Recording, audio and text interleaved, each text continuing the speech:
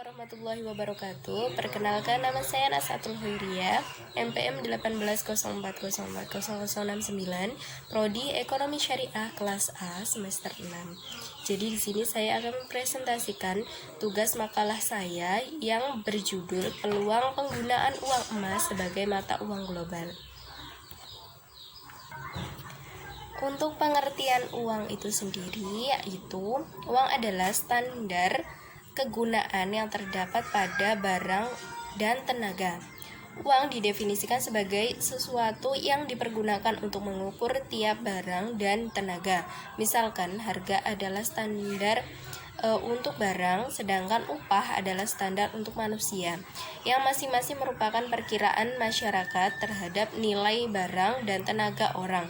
Perkiraan nilai-nilai barang dan jasa ini di negeri manapun dinyatakan dengan satuan-satuan, maka satuan-satuan inilah yang menjadi standar yang dipergunakan untuk mengukur kegunaan barang dan tenaga yang kemudian menjadi alat tukar seperti saat ini. Kemudian untuk sejarah dan perkembangan dinar itu sendiri, sejak sebelum Islam, emas dan perak telah dipakai sebagai mata uang secara universal. Pemakaian koin emas dan perak ini dalam masa Islam ditetapkan oleh Rasulullah SAW melalui prosedur takrir, yang kemudian distandarisasi oleh Umar bin Khattab, dan satuan ukuran dan berat sebagaimana yang telah kita kenal hari ini. Uang emas dan perak yang dikenal dengan dinar dan dirham juga digunakan sejak awal Islam, baik untuk kegiatan muamalah maupun ibadah seperti zakat dan diat, sampai berakhirnya kekhalifahan Turki Utsmani tahun 1924.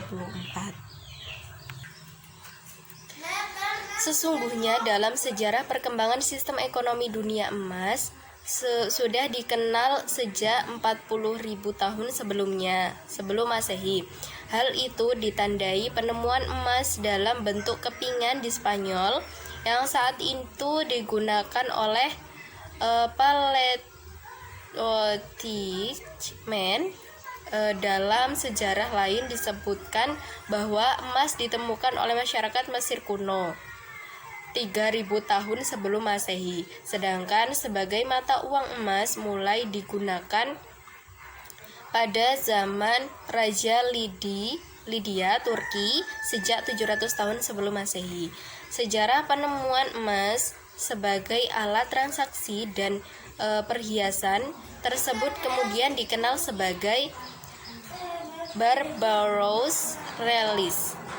Pada zaman Rasulullah SAW dikenal dua jenis uang, yaitu uang yang berupa komoditi logam dan koin yang berasal dari Kekaisaran Roma.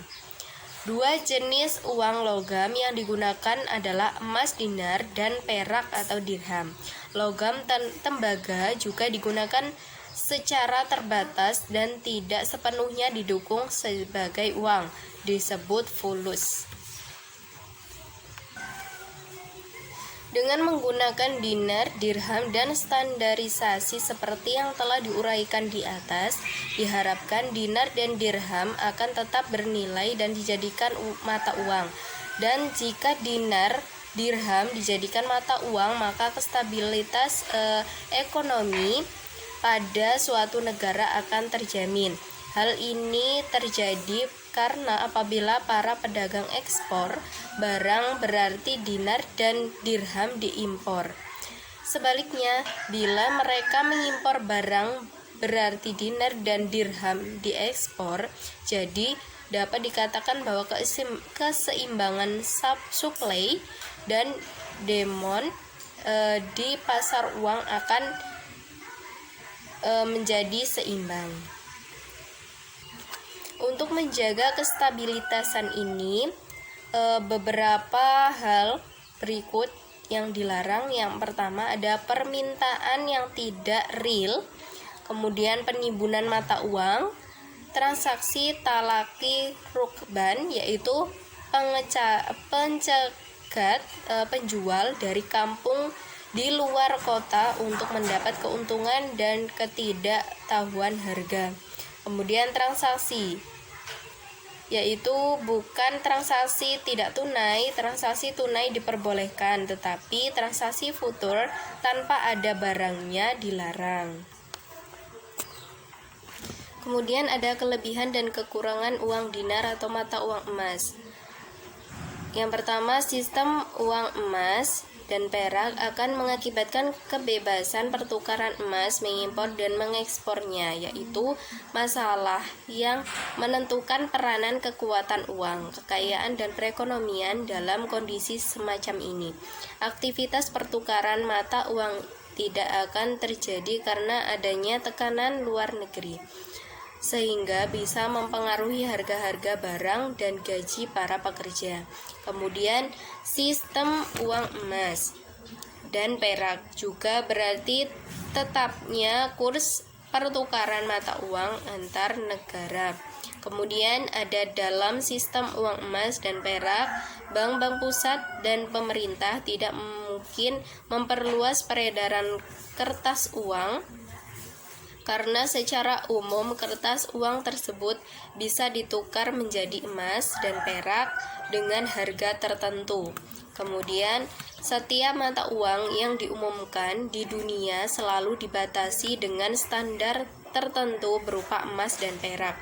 Kemudian, setiap negara akan menjaga kekayaan emas dan peraknya sehingga tidak akan terjadi pelarian emas dan perak dari satu negara ke negara lain. Selain kelebihan di atas, ada beberapa alasan yang melandasi kenapa harus dinar dan dirham. Yang pertama, dinar adalah mata uang yang stabil. Sejarah membuktikan sejak Rasulullah SAW, dinar terbukti menjadi mata uang yang paling stabil dibandingkan dengan mata uang manapun. Kemudian sebuah kesimpulan bahwa dalam kurun waktu 400 tahun hingga tahun 1976, harga emas konstan dan stabil. Justru nilai emas dari tahun ke tahun cenderung mengalami kenaikan. Tahun 1800 harga emas per 1 troy ounce setara dengan 19,39 dolar US dollar. Pada tahun 2004 dengan kadar yang sama harga emas sebesar 455,75 dolar US dollar. Artinya selama 24 tahun emas malah mengalami apresiasi terbesar 2.250% dibandingkan dengan dolar yang dari tahun ke tahun mengalami ketidakstabilan nilai. Yang kedua, dinar tidak bisa dibuat untuk spekulasi. Ia tidak bisa dimainkan dengan komoditas yang bisa diperdagangkan. Celah memperdagangkannya memang masih ada, tapi ketidakadaan margin dari transaksinya membuat keanggaan para spekulan dimanapun.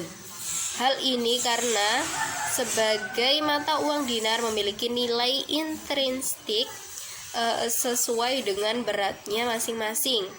4,25 gram emas, 22 karat, dan 3 gram perak murni. Yang ketiga, perdaya gunaan dinar dirham secara fantastik praktis akan mengurangi ketergantungan tunggal terhadap dolar US.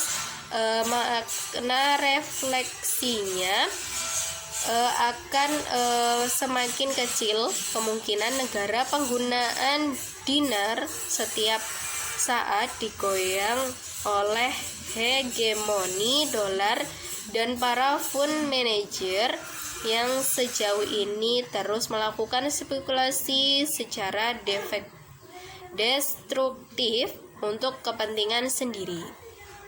Yang keempat, dinar tidak perlu menggunakan alat hedging seperti halnya fiat money yang mesti melakukan untuk melindungi diri dan perubahan kurs. Ini karena dinar memiliki nilai intrinsik yang otomatis menjadi pelindung bagi dirinya.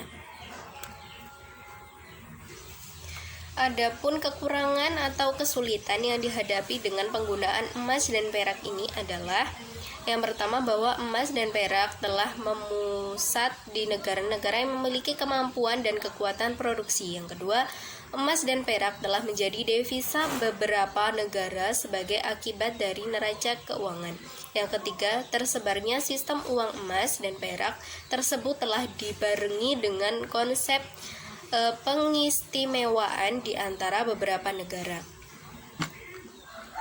Kemudian ada peluang penggunaan uang dinar, mata uang emas, sebagai mata uang global. Yang pertama, ada keunggulan dinar atau mata uang emas. Dari segi fisik memiliki keunggulan dari jenis mata uang lainnya, yaitu emas lebih tahan lama dibandingkan dengan komoditas lain, termasuk dengan sejenis logam sendiri. Kemudian emas merupakan logam yang dapat dibagi-bagi dalam ukuran kecil dan dapat dilebur kembali seperti semula. Kemudian emas merupakan komoditas yang bernilai tinggi. Komoditas tersebut memiliki nilai unit yang tinggi meski ukurannya kecil. Oleh karena itu, seseorang hanya membutuhkan sedikit emas untuk melakukan transaksi barang dan jasa dalam ukuran besar. Kemudian, emas termasuk komoditas yang dapat diterima secara luas oleh masyarakat dunia sebagai benda bernilai sekaligus dapat dijadikan sebagai alat tukar. Kemudian, emas bersifat langka. Ia tidak dapat diperoleh dengan mudah. Hal ini berbeda dengan uang kertas yang dengan mudah dapat diciptakan melalui mesin cetak, apalagi dengan kecanggihan teknologi percetakan yang terus berkembang membuat uang kertas begitu mudah untuk ditiru. Dengan keunggulan fisik tersebut, tidak heran jika emas dan kurun waktu yang cukup lama, baik di masa primitif maupun di masa modern, telah dijadikan sebagai mata uang yang paling tangguh, baik sebagai alat tukar medium of transaction maupun sebagai penyimpanan kekayaan. Selanjutnya, dinar, mata uang yang stabil. Sejak mata uang tidak distandarkan dengan emas krisis, mata uang mulai terjadi di berbagai negara. Tingkat inflasi pun semakin meningkat tajam, apalagi setelah krisis global melanda berbagai negara di dunia. Negara-negara maju pun ikut terkena imbasnya. Angka inflasi yang tinggi ini terjadi akibat uang yang beredar tidak lagi distandarkan dengan emas, sehingga nilai dari suatu barang semakin tidak menentu. Berbeda halnya dengan uang yang beredar distandarkan dengan emas dan perak, angka inflasi yang ditimbulkan secara sangat kecil, bahkan dapat dikatakan tidak terpengaruh oleh inflasi. Hal ini disebabkan emas dan perak memiliki nilai intrinsik yang sama dengan nilai nominalnya, dan hasanah Islam mata uang ini disebut dengan dinar dan dirham. Mata uang dinar dapat menjadi mata uang yang stabil disebabkan setiap mata uang dinar mengandung 4,25 gram emas, 22 karat, dan tidak ada perbedaan ukuran emas yang dikandung dinar pada setiap negara. Tidak ada perbedaan nilai dinar yang digunakan di Irak dengan dinar yang digunakan di negara Arab Saudi. Uang dinar tidak mengalami inflasi semenjak zaman Rasulullah SAW hingga sekarang. Sebuah penelitian telah dilakukan oleh Profesor Roy J. Stram dari Berkeley University dengan menulis buku tentang The Golden Constant. Ia melakukan penelitian harga emas terhadap beberapa komoditi untuk waktu 400 tahun hingga 1976. Hasil penelitiannya adalah bahwa harga emas adalah konstan dan stabil sekalipun selama waktu tersebut telah terjadi krisis, perang, dan bencana alam, nilai emas relatif stabil. Peluang penggunaan dinar mata uang emas. Yang pertama, penggunaan dinar dan dirham pada saat belum dikenal luas dan belum diakui sebagai uang. Inilah situasi di mana kita mulai memperkenalkan kembali dinar dan dirham bagi umat muslimin di Indonesia. Kemudian penggunaan dinar dan dirham pada saat mulai dikenal luas tetapi belum diakui sebagai uang. Ketika dinar dan dirham mulai dikenal secara luas, kelompok-kelompok penggunaan dinar dapat meningkatkan lebih lanjut kegiatan tolong-menolongnya dalam bentuk saling bertransaksi menggunakan dinar dan dirham. Kemudian penggunaan dinar dan dirham secara luas dan siap bersaing dengan mata uang masa depan. Beberapa dasawarsa terakhir ini terjadi persaingan yang sangat keras antara para pelaku perbankan dan pelaku teknologi informasi dunia untuk bersaing mendefinisikan uang masa depan.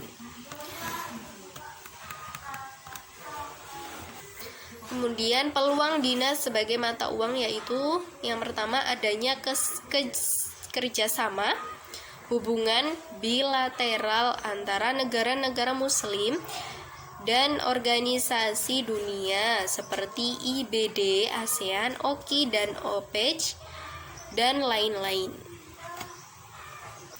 Kemudian dinar dan dirham sebagai pemersatu umat yang dijadikan alat transaksi perdagangan dan ekonomi dunia. Kemudian OKI, Organization Konferensi Islamik, pada tahun 2003 meluncurkan mata uang dinar sebagai alat transaksi perdagangan bilateral. Kemudian lembaga keuangan syariah ada yang sudah melakukan beberapa layanan jasa dengan menggunakan alat transaksi dengan mata uang dinar dan dirham seperti Baitul Mal, BMT Al-Kautsar. Dan untuk peluang investasi emas yaitu kebutuhan masyarakat terhadap investasi yang menguntungkan tanpa pengaruh inflasi. Emas adalah logam mulia yang tidak berpengaruh oleh adanya inflasi. Keuntungan yang didapatkan oleh nasabah dalam produk ini yang cukup besar. Kemudian jumlah beli emas yang mudah, proses jual beli emas yang mudah karena banyak orang yang menyukai emas tersebut. Kemudian kenaikan harga emas sesuai data yang sudah ada. Harga emas yang setiap tahunnya terus mengalami kenaikan hingga mencapai 20%, kemudian persaingan yang masih rendah dan lain-lain.